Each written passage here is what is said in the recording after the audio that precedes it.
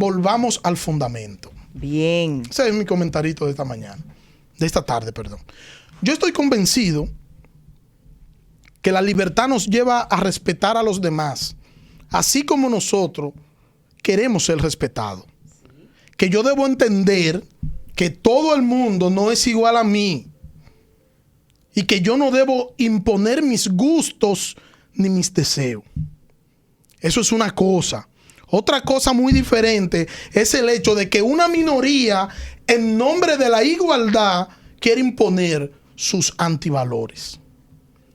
Mientras nosotros estamos en la iglesia, pendiente a quién lleva el pantalón más caro al culto, cuando nos reunimos, o la corbata más cara, o quién lleva la marca de ropa más cara a la iglesia. Mientras nosotros estamos entretenidos mirando series en las redes sociales, perdiendo el tiempo en cosas que no edifican, en cosas propias de un impío, no de un cristiano. Pendiente a chismes, chismes del barrio, haciendo espectáculos en nuestro servicio, que ya no sabemos ni siquiera cómo llamar a los cultos. Ahora los cultos no son cultos, son espectáculos. Y ni decir de los nombres de la iglesia, que ahora no son iglesias, ahora son centros o comunidad. Mientras nosotros estamos limpiando las sillas para nosotros recibir nuestros miembros para el siguiente servicio, para el siguiente culto, y esperando que suban las finanzas, porque muchas veces parece que nosotros estamos más pendientes al crecimiento que al evangelio mismo. Muy fuerte. Y nos concentramos en el crecimiento, olvidando que el crecimiento lo da el Señor, no las estrategias nuestras. Así es. Y mientras esto sucede, hay un plan mundial gestándose en favor de la ideología de género. Y está este plan gestándose, valiéndose de estrategia y de planes diabólicos. Mientras nosotros dormimos, ellos están trabajando. Los hijos de las tinieblas son sagaces. Los hijos de las tinieblas no duermen maquinando sus estrategias, mientras nosotros ya no oramos porque estamos muy cansados. Bueno, el Señor entiende que fue que pasó un día difícil hoy. Wow. Mientras nos resulta pesado e incómodo leer las escrituras y nos dormimos porque, ¿verdad?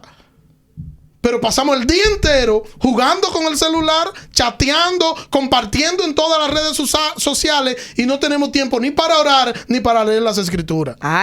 Muy fuerte. Mientras nos aburrimos de la predicación del domingo, porque ahora lo que demandan muchos hermanos de muchas iglesias es motivación, no predicación. Y la motivación va dirigida para exaltar al hombre, porque es una especie de humanismo disfrazado. Pero la predicación es la espada de Dios que entra al corazón, quebranta el alma y transforma la vida de la persona. Así es. Mientras nosotros dejamos a nuestros niños sueltos como chivos sin ley, Satanás sigue trabajando. Satanás sigue apuntando a nuestros hijos. Y por más que quieran disfrazarnos las cosas, hay un plan. Y yo me pregunto, ¿qué estamos nosotros haciendo de manera intencional? ¿Es verdad que tenemos que levantar nuestros valores? Eso es cierto, tenemos que levantarlo, tenemos que exhibirlo. Sí, defenderlo, sí. Pero también es verdad que tenemos que formar a nuestros jóvenes en las escrituras. Correcto. Y dejar de estar entreteniendo a nuestros jóvenes con paja. Si nosotros no fortalecemos a nuestros jóvenes en la palabra de Dios, en las escrituras, nuestros jóvenes no podrán resistir la hora de perversión que se aproxima. No podrán. ¿Con qué lo van a hacer? Ayúdanos, Nosotros Señor. tenemos que fortalecerlos y tenemos que darles herramientas para que ellos puedan defender la fe, porque ellos no van a defender lo que no conocen. Y hay púlpitos donde hoy no se predica la palabra de Dios, se predica cualquier cosa menos la palabra de Dios. Y si nuestros jóvenes no conocen la palabra de Dios, no podrán defenderla. Así es. Y eso es nosotros lo que tenemos que hacerlo. Son los líderes, son los pastores, son los maestros los que deben hacer eso. tenemos que hacer una campaña seria para que la iglesia regrese a las escrituras, para que volvamos al fundamento que es la palabra de Dios, y entonces, y solo entonces, será imparable. Pero es volviendo al fundamento. No hay avivamiento sin conocimiento bíblico. Cuando usted analiza la historia del cristianismo, se da cuenta que detrás de cada avivamiento había un volver a las escrituras. Así es.